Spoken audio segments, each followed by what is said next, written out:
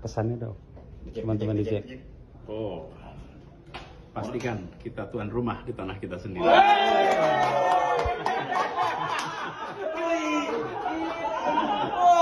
Wah, cakep.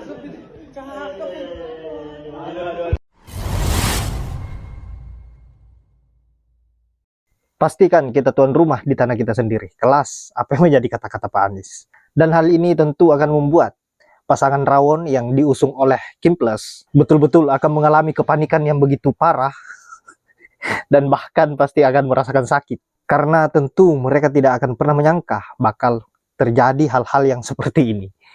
Untuk itu langsung saja kita simak apa yang menjadi komentar-komentar para netizen terkait dengan keputusan MK ini. Panik, Bam Ferdinand. stres.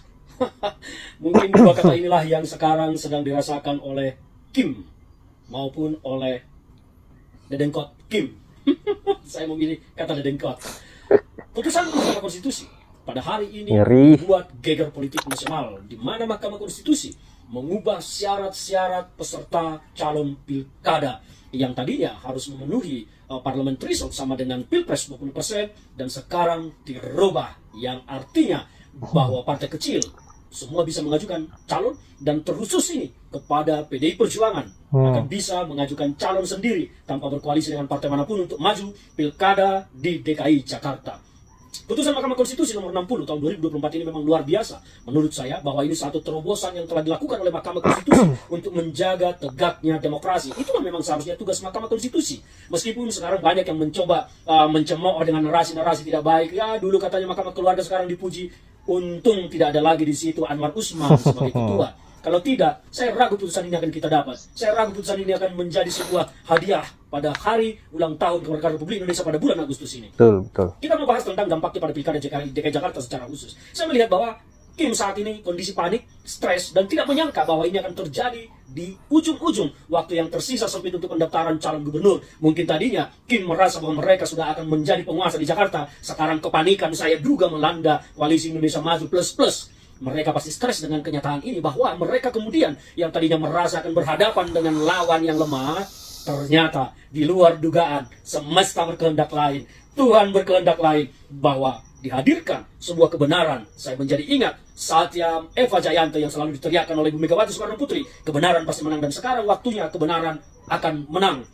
PDI Perjuangan saya yakini akan maju pada pilkada DKI Jakarta berdasarkan putusan Mahkamah Konstitusi ini, akan mengajukan tokoh sosok yang akan mengalahkan dominasi Koalisi Indonesia Maju yang mengandalkan kekuasaan. Saya harus mengatakan bahwa Koalisi Indonesia Maju ini hanya mengandalkan kekuasaan untuk merebut kekuasaan, bukan mengandalkan prestasi dan ketokohan sosok calonnya, tetapi hanya mengandalkan power yang dimiliki oleh kekuasaan.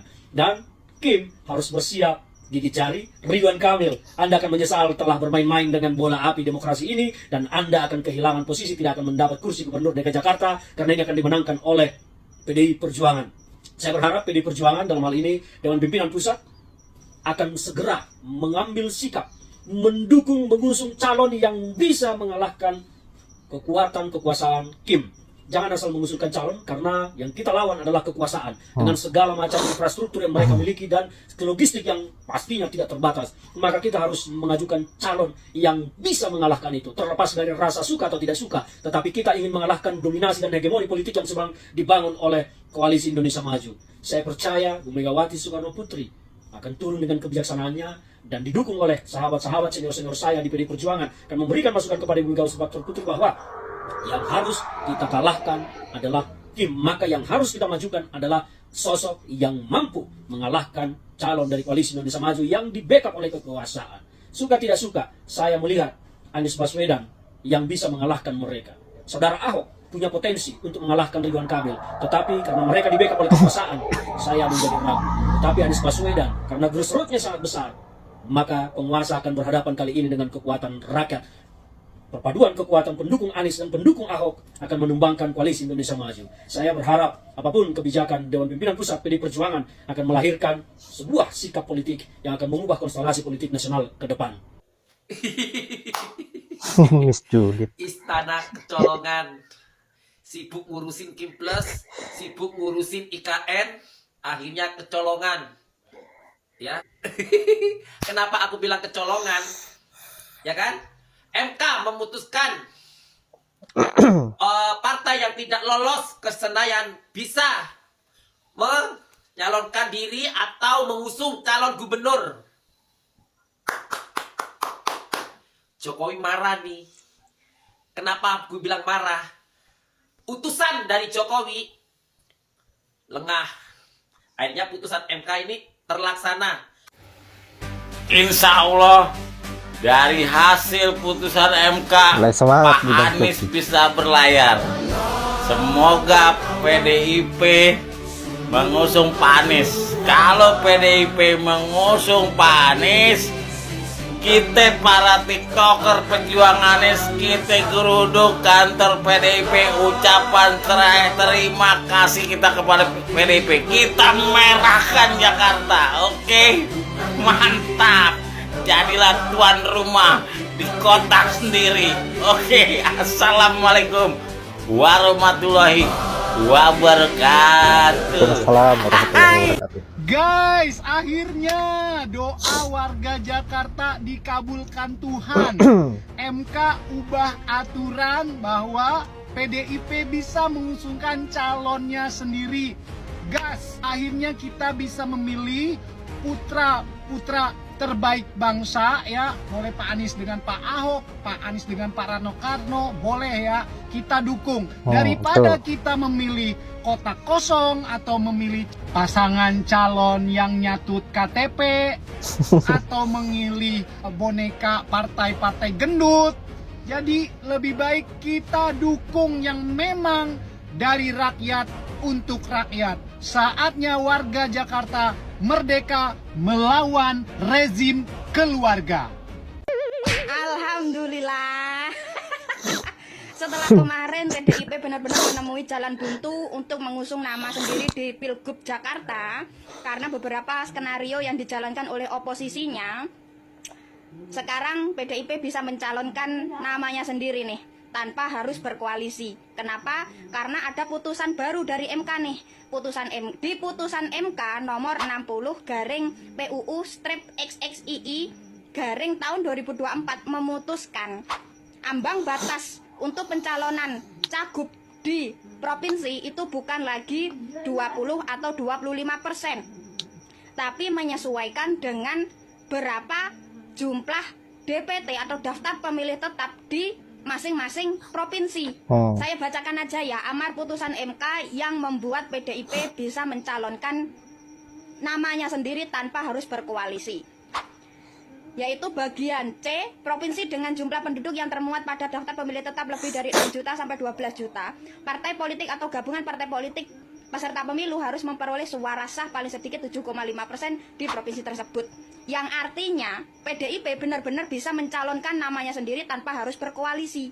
Ingat ya, DPT di Jakarta itu totalnya 8,2 juta. Sedangkan PDIP di DPRD Jakarta punya 15 kursi dari total 106 kursi.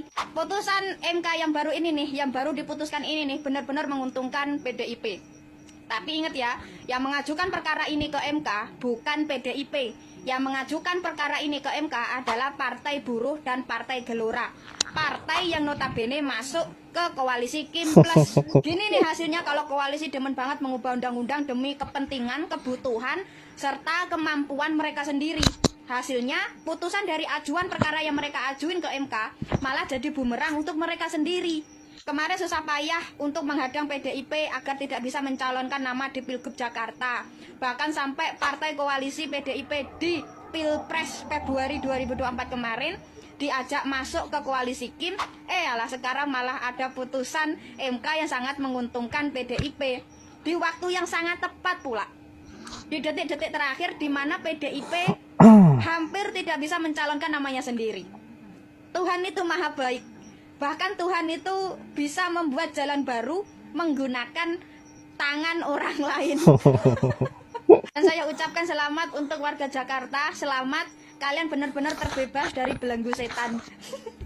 Kalian bisa memilih cagup yang kalian inginkan, bukan memilih cagup independen tapi settingan, atau cagup bonekanya penguasa. Betul. Yap, itulah berbagai komentar dari netizen terkait dengan apa yang menjadi keputusan MK yang begitu mengejutkan dan hampir atau nyaris membuat para gerombolan Kim Plus ini jantungan. Aduh, semakin menarik ini apa yang akan terjadi di Pilkada DKI Jakarta. Kita tentu berharap Partai PDIP bisa mengusung Pak Anies untuk melawan para gerombolan pecundang ini. Karena dengan bersatunya Pak Anies dengan PDIP, suara Pak Anies dengan Pak Ahok, tentu bisa membungkam kelompok Kim Plus dan membuat mereka malu. Dan itu yang menjadi harapan kita. Karena biang kerok rusaknya demokrasi adalah mereka-mereka yang hanya bisa berpikir persoalan kekuasaan tanpa berpikir bagaimana untuk mensejahterakan rakyat Indonesia. Untuk itu kita doakan PDIP agar bisa mengusung orang yang tepat untuk dijadikan sebagai calon gubernur DKI Jakarta. Dan secara pribadi saya berharap PDIP bisa mengusung Pak Anies. Baiklah sahabat-sahabat, saya kira hanya itu. Terima kasih sudah menyempatkan diri untuk menonton dan tetap semangat untuk mengawal demokrasi dengan baik. Kita kalahkan para pecundang-pecundang yang hanya berpikir persoalan kekuasaan dan fokus untuk memperkaya dirinya. Bagaimana agar mereka-mereka tidak lagi kita berikan ruang. Saya akhiri dengan ucapan wallahul muwaffiq ila aqwamit thoriq. Assalamualaikum warahmatullahi wabarakatuh.